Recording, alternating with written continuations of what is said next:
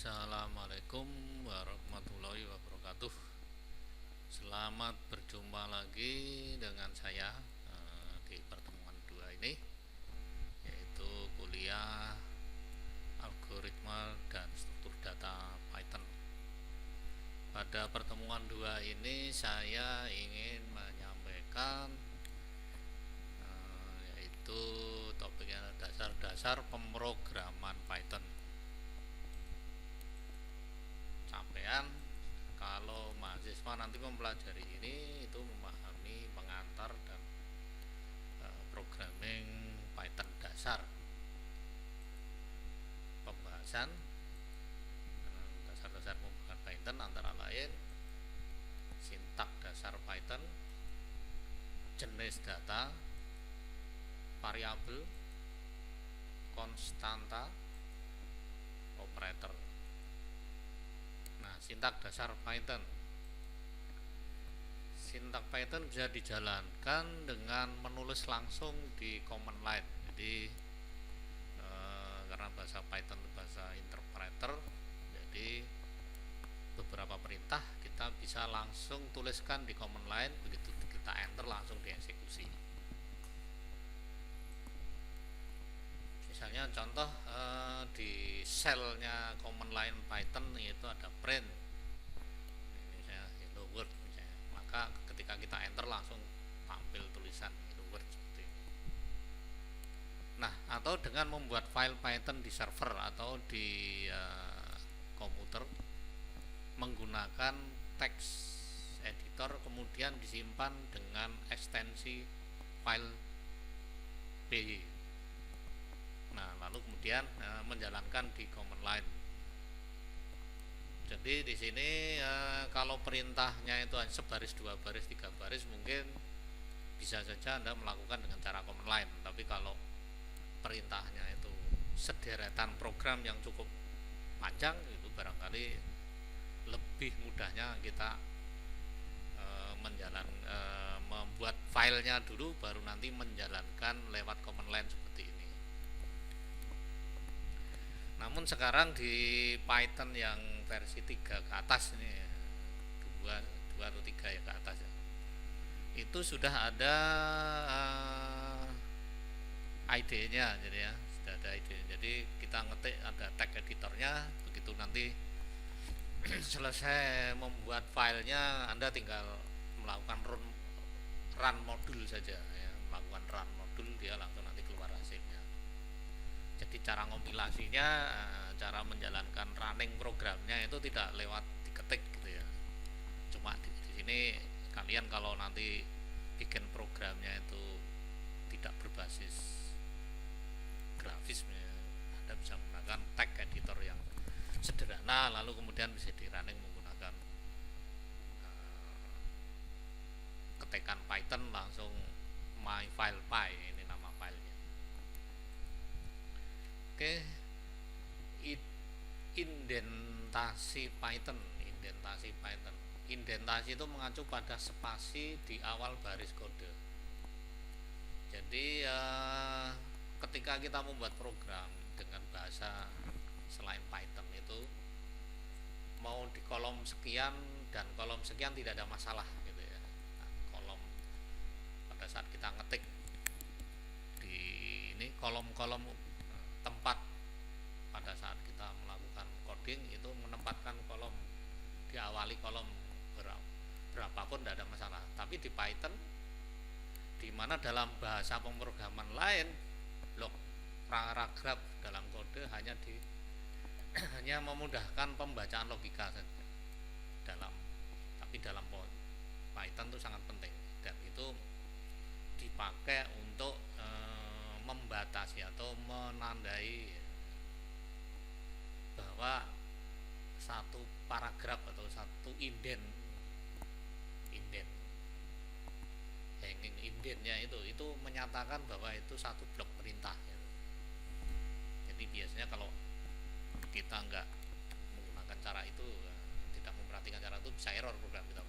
Sintaknya betul tapi menempatkan program salah, bisa salah. Nah, Python menggunakan indentasi untuk menunjukkan blok kode. Lalu contoh seperti ini, misalnya di sini saya ada if 5 lebih besar 2, print 5 adalah lebih besar 2. Maka di bawah if ini adalah blok perintah. Nah, ini ada, saya beri tanda jarak 2 spasi, 3 spasi, kemudian ketikkan print. Kalau Anda ketikkan rata dengan if bisa error gitu ya. Maka di sini adalah penulisan if dan print harus menggunakan indent. Nanti misalnya kalau ini satu blok di bawahnya ada perintah lagi, berarti harus posisinya di bagian kiri harus rata dengan di bawah print nih. Jadi kalau tidak bisa digeser-geser sembarang ya. Nah, ini yang disebut dengan indentasi. Berikutnya adalah komentar ya, komentar. Nah, digunakan untuk menjelaskan kode program. Jadi atau keterangan-keterangan atau dokumentasi. Jadi pada saat kita membuat program itu diberi beberapa komentar untuk supaya program itu kalau kita buka kembali itu masih cukup jelas gitu. Ini perintah apa, digunakan untuk apa gitu, ada keterangannya gitu. Bahkan nanti kalau kita kerja tim, teman kita pun bisa memahami. Oke. Lalu komentar juga digunakan agar memudahkan kode untuk dibaca, memudahkan. Lalu kemudian tidak dieksekusi pada saat menguji atau menjalankan program. Jadi komentar itu tidak ketika program kita running itu diabaikan. Cara membuatnya diawali dengan karakter tagar gitu, tanda pagar gitu ya. Lalu kemudian contoh, nah, misalnya di sini ini adalah komentar, diawali dengan ini. Kebetulan saya menggunakan editornya Python gitu, yang komentar itu diwarnai merah gitu. Dan ini perintah, itu perintahnya pink, sintaknya Python gitu. Lalu ini nilai hello world misalnya. Oke. Nah, bagaimana dengan komentar multibaris atau lebih dari satu baris gitu. Nah, Python tidak memiliki sintak untuk komentar multibaris. Namun untuk menambahkan komentar multibaris bisa menambahkan karakter tagar di awal komentar setiap baris. Contoh misalnya. Nah, ini yang saya tulis di atas program keterangan. Ini Python itu sangat simpel seperti itu dan menyenangkan. Selamat mencoba. Nah, kita juga bisa menambahkan komentar di beberapa tempat gitu ya, atau setelah kita membuat program. Oke, maka nah ini kalau program kita tadi menggunakan tag editor, kita ketik dulu lalu kita running lewat run modulnya. Selamat pagi semua, apa kabar? Oke. Jadi komentar ini tidak tampak ketika di running karena dia diabaikan, tidak diproses. Oke. Komentar multibaris berikutnya ada cara lain membuat komentar multi lain. Nah, karena Python akan mengabaikan literal string yang tidak ditetapkan ke variabel, maka bisa menambahkan komentar dengan tanda kutip 3 atau tanda kutip seperti 3 petik tanda kutip ganda di awal dan akhir komentar. Contoh. Nah, di sini misalnya tadi saya tidak menyantumkan tanda tagar tiap baris, tapi saya cukup memberikan petik ganda 3 kali, kemudian komentar nyambung di bawahnya, lalu diakhiri dengan ini. Maka di sini kalau kita lihat dengan komen yang menggunakan tanda 3 kutip, ini warnanya hijau gitu ya. Ini saya nggak sengaja mewarnai, tapi ini sebenarnya dari bawaan dari editornya Python. Terus di bawahnya kita bisa menambahkan perintah-perintah lain ini sebagai penjelasan, keterangan, dokumentasi dan sebagainya. Oke. Nah ini Pak, sedikit demi sedikit lama-lama menjadi bukit ya, ini diabaikan nanti ya. Oke, berikutnya adalah variabel. Nah variabel adalah wadah untuk menyimpan nilai data. Tidak seperti biasa, tidak seperti bahasa pemrograman lain, Python tidak memiliki perintah untuk mendeklarasikan variabel. Jadi lebih simpel sebenarnya Python itu. Jadi tidak perlu dideklarasikan seperti kalau kita pakai C++, pakai Pascal, lalu pakai Java itu harus dideklarasikan ya. Tapi di Python tidak perlu. Ya. Oke, variabel dibuat saat pertama kali memberikan nilai padanya. Jadi kita bisa menetapkan sebuah variabel langsung diberikan nilai, itu dia akan berlaku tipe datanya apa. Contoh, X sama dengan 5, Y sama dengan John. Kalau print X dan print Y, maka sebetulnya, nah ini kalau contoh ini saya tulis langsung lewat cell-nya Python pakai command line. X sama dengan 5, enter. Y sama dengan John, enter. Print X, hasilnya 5, print Y, John. Jadi sebenarnya antara X dan Y ini beda tipenya ya, ini tipe integer dan tipe string gitu ya. Nah variabel X dan Y ini ditetapkan ketika langsung diberi nilai, jadi tidak perlu integer X, string X, tidak perlu seperti itu. Nah ini otomatis lebih simpel gitu ya. Oke, membuat variabel. Nah variabel tidak perlu dideklarasikan jenis tertentu dan bahkan dapat berubah jenis setelah ditetapkan. Nah, misalnya X nilai bertipe integer, X Sally, nilai X sekarang adalah string. Jadi di sini memang terjadi tidak konsisten sebetulnya. Pada saat awal kasih integer, terus kemudian dikasih string juga mau, tapi di situ nilai terakhirlah yang itu berlaku gitu ya. Nah, misalnya X 4 lalu X sama dengan Sally, maka X ini ditimpa, diberi nama Sally string gitu. Sehingga ini kalau di print X bukan 4 tapi isinya sudah Sally. Nah ini kadang-kadang ya ada mudahnya itu, ada nggak enaknya juga. Nggak enaknya itu tidak konsisten jadinya gitu. Ada mudahnya, pokoknya nulis programnya tidak terlalu ketat seperti di C++ apa di Java ya. Oke, nama variabel bisa menggunakan nama pendek seperti X dan Y, atau nama yang lebih deskriptif, ada artinya gitu, lebih gampang. Umur, nama, rata-rata gitu. Jadi kalau kita menggunakan X1, X2, X3 ini dalam membuat program tidak ada masalah gitu ya.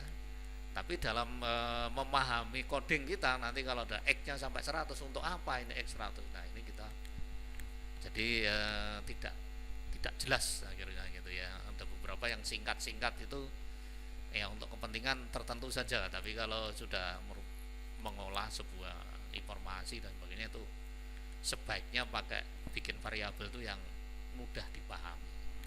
Artinya kalau umur ya isinya angka, kalau nama ya isinya string, rata-rata itu biasanya rata-rata dari sebuah hitungan ya.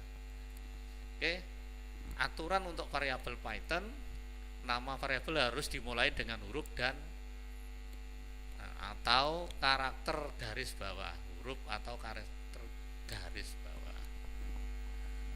Ini sebenarnya kalau kalian memahami bahasa pemrograman yang lain, saya kira tidak ada masalah gitu ya. Saya kira aturannya hampir sama gitu. Aturan variabel. Nama variabel tidak boleh dimulai dengan angka. Nama variabel hanya boleh berisi karakter alfanumerik dan garis bawah atau underscore. A besar sampai Y A kecil, Y besar, A kecil, Y kecil, 0 sampai 9 dan underscore. Nah, ini tidak diperbolehkan karakter-karakter khusus. Plus, minus, tanda tanya, titik 2. Karena itu sudah artinya sudah beda, jadi nggak bisa digunakan. 0 sampai 9 bukan 0 min 9 tapi 0 sampai 9 angka gitu ya. Jadi ada karakter-karakter khusus yang nggak boleh, titik koma, titik itu ada artinya udah, koma itu ada artinya. Jadi nggak boleh digunakan untuk nama variabel plus minus bintang atau kali. Oke, nama variabel pakai huruf besar kecil, kapital kecil, usia pakai u besar, usia besar semua. 3 variabel berbeda, jadi dia lebih ya sensitif ya, membedakan antara huruf kapital dan huruf kecil gitu ya. Memang ada sih bahasa pemrograman yang tidak membedakan ini, seperti Pascal, terus dulu ada Fortran. Nah kalau Java, C++, PHP, nah, Python ini sama, jadi case sensitif. Oke, penulisan variabel. Tampil berikut contoh menulis variabel yang benar dan salah. Nah misalnya nih myvar John, my underscore var boleh, underscore myvar boleh, myvar besar kecil boleh, myvar John boleh, myvar 2 boleh. Nah kalau saya yang paling cocok nih yang ini myvar, karena my itu mengandung kata, var jadi diawali dengan huruf besar, huruf kecil, lalu kemudian kata berikutnya diawali dengan huruf besar. Saya lebih terbiasa dengan cara-cara seperti ini. Kalau yang my underscore var ini ya nggak masalah, tapi panjang biasanya kalau nanti mengandung 3 kata 4 kata gitu. Nah yang salah 2 my var ini nggak boleh karena ada angka 2 di depan. Terus my strip var, nah ini juga nggak boleh. Ini bisa artinya kalau di Python nanti my dikurangi var gitu, min ini minus gitu. Terus my spasi var ini juga nggak boleh ya. Nah ini penulisan saya kira hampir sama dengan bahasa pemrograman yang lain ya, nggak terlalu beda jauh lah kalau kita belajar tidak sulit lah penyesuaiannya gitu. Oke, menetapkan nilai variabel. Python bisa menetapkan nilai variabel ke beberapa variabel di dalam suatu perintah.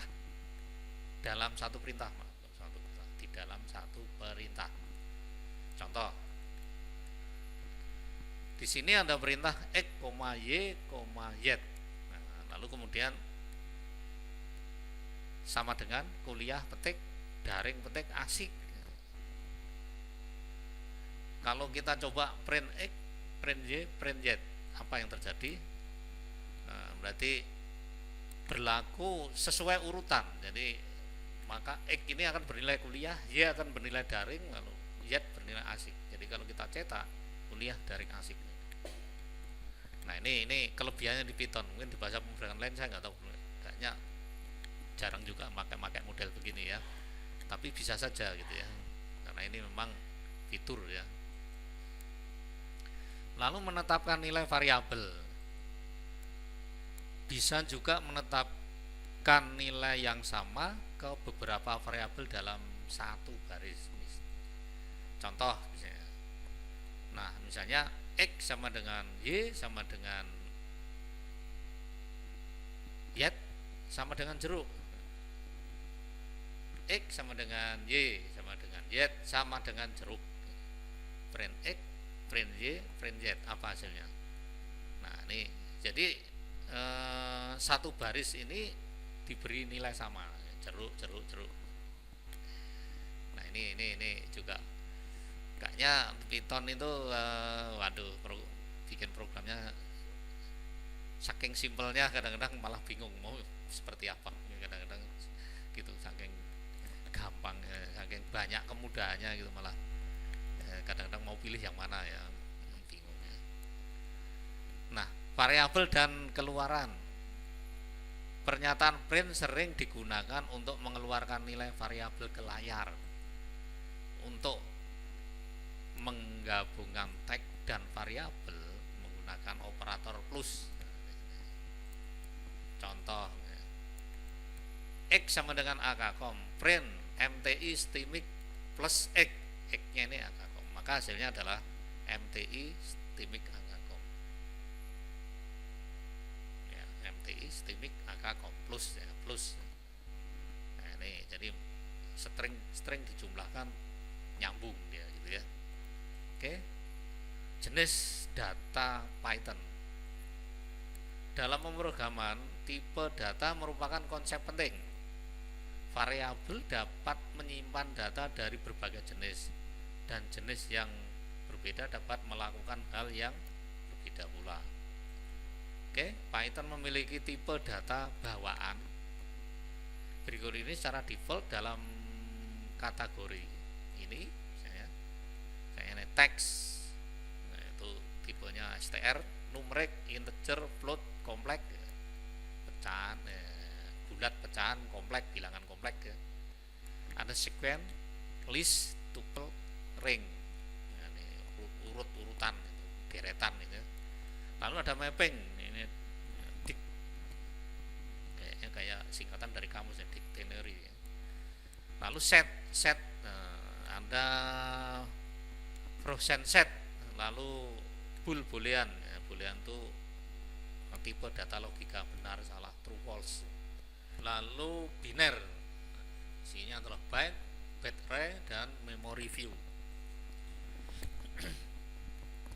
Mendapatkan tipe data. Nah, di Python ini ada perintah untuk mendapatkan, kalau kita tidak tahu tipe datanya apa, misalnya, kita bisa jalankan dengan tipe data dari objek apapun dengan menggunakan fungsi tipe.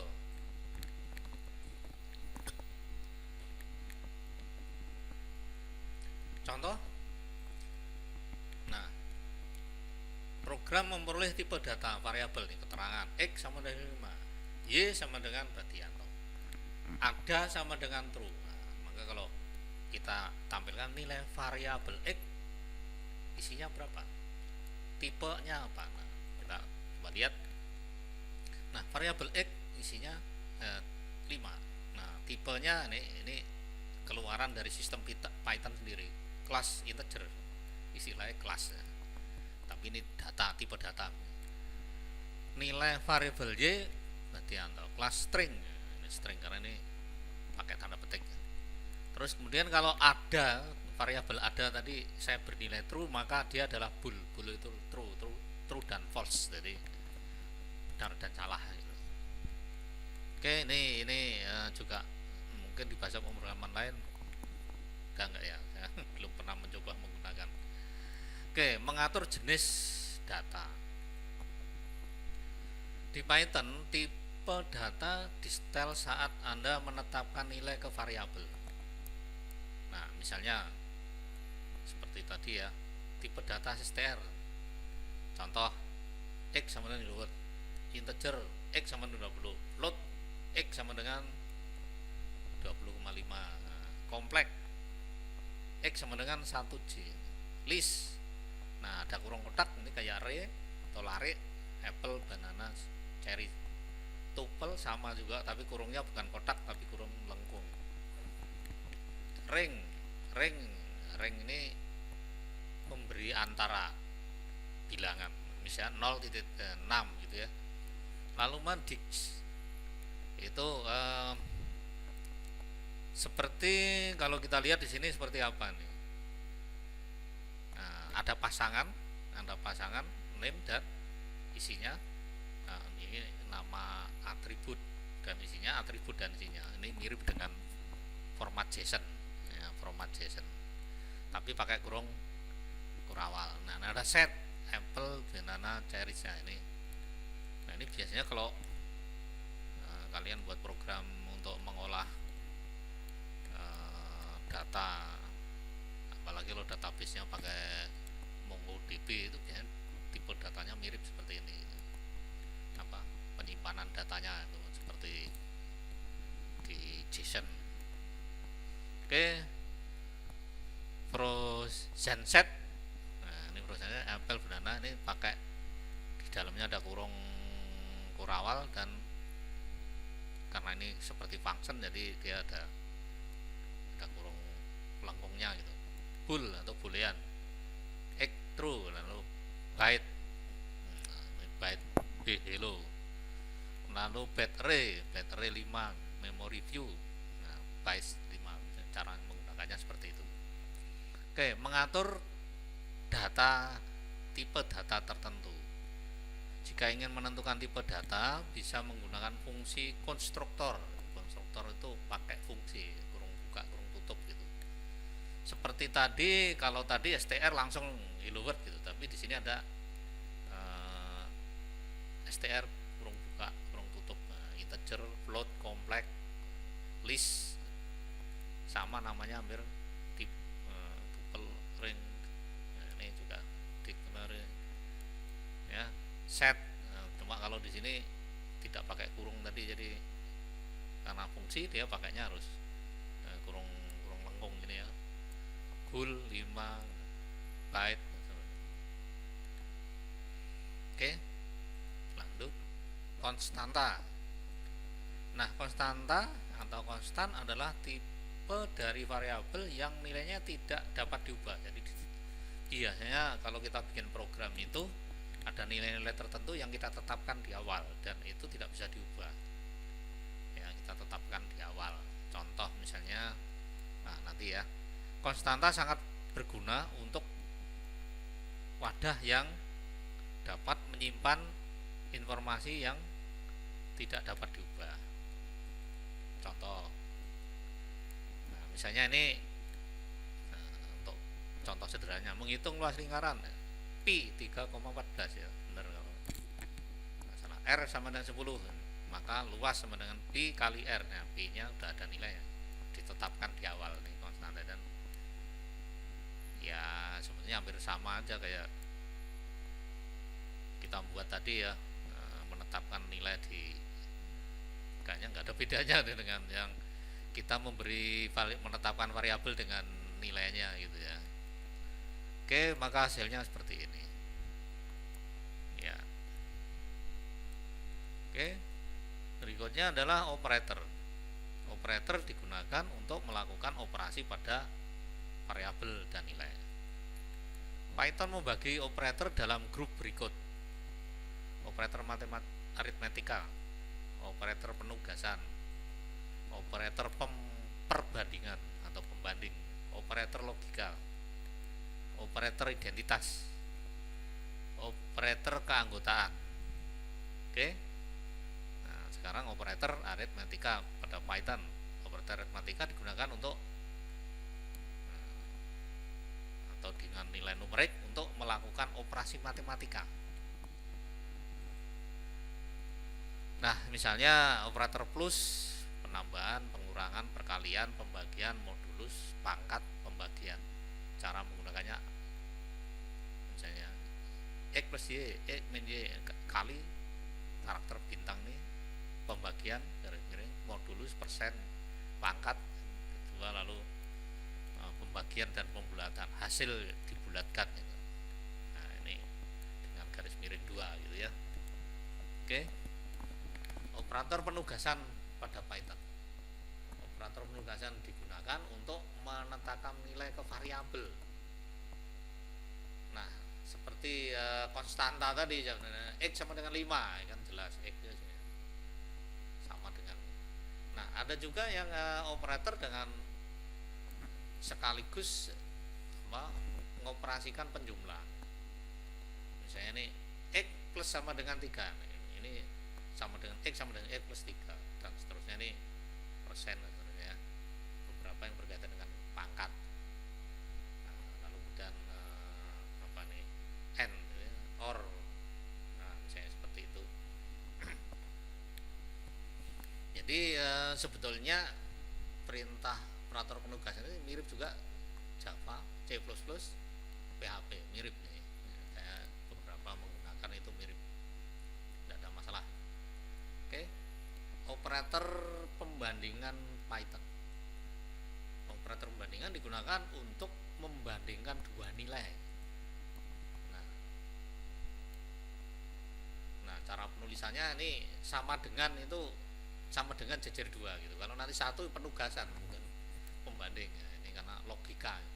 Di dia akan menghasilkan nilai true dan false, tidak sama dengan, lalu lebih besar, lebih kecil, lebih besar, lebih kecil, lebih besar atau sama dengan, lebih kecil atau sama dengan.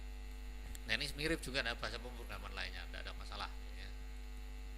Lalu operator logika di Python, logika digunakan untuk menggabungkan pernyataan bersyarat. Nah misalnya operator N,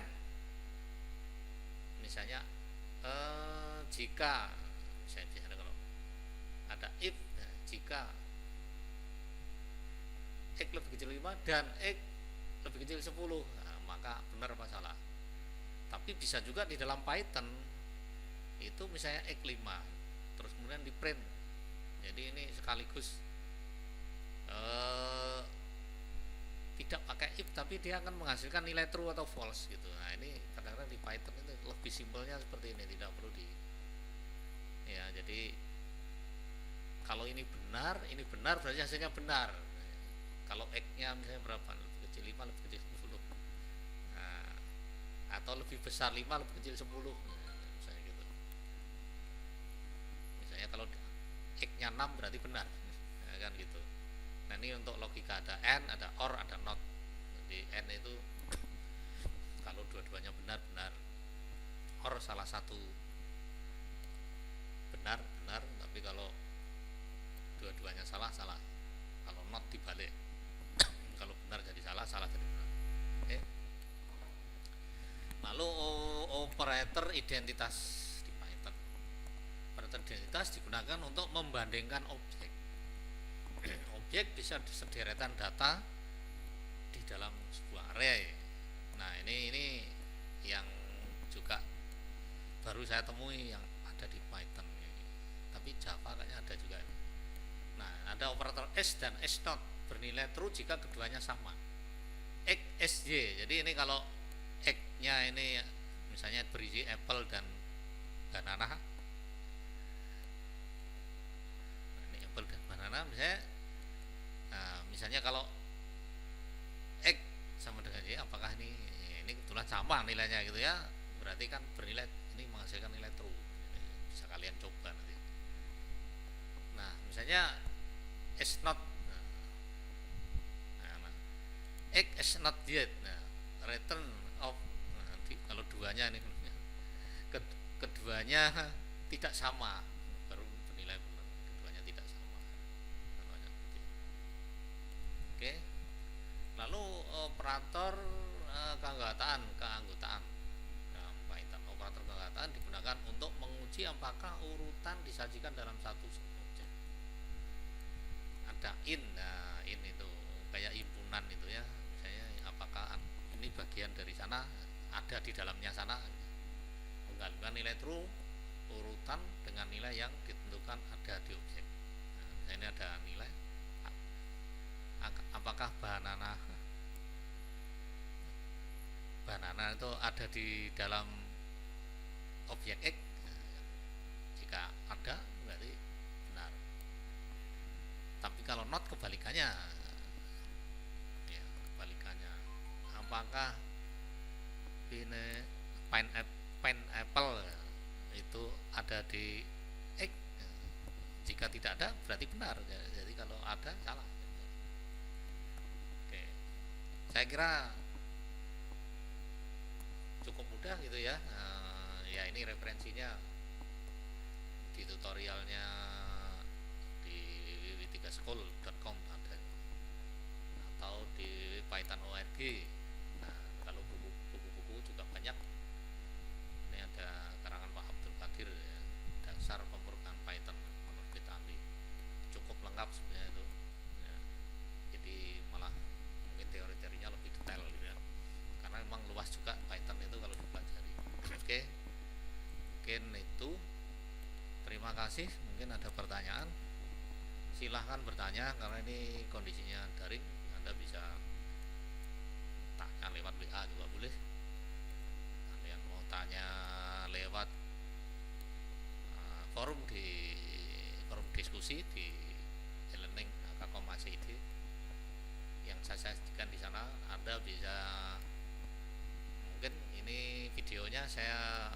share di YouTube, Anda bisa tambah komentar atau langsung mengisikan komentar di sana pertanyaannya, silakan. Begitu, saya kira mungkin ada beberapa saya yang salah baca gitu barangkali, tapi ya beberapa memang saya counter gitu. Oke, kuliah ini saya kira cukup gitu ya. Saya akhiri, wassalamualaikum